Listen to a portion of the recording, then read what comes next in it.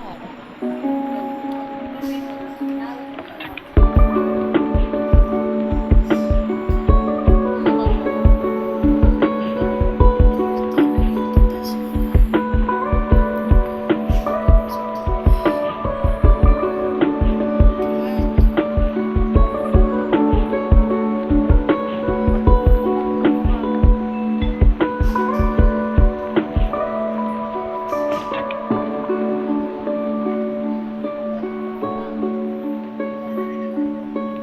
Magluto ako pumakli.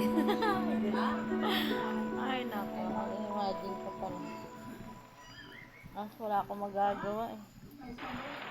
Okay lang kung mag-ano ka, kaso may iniisip ko pang paano ka kakahulog, yung pang isang kusina.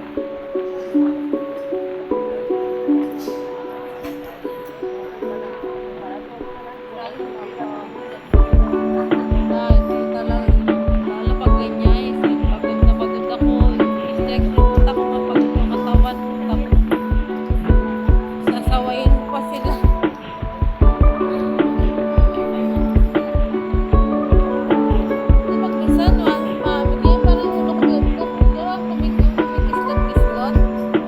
Tawagin ko talaga si Haiko May. Alam mo na nga, luto ka muna nga magaling.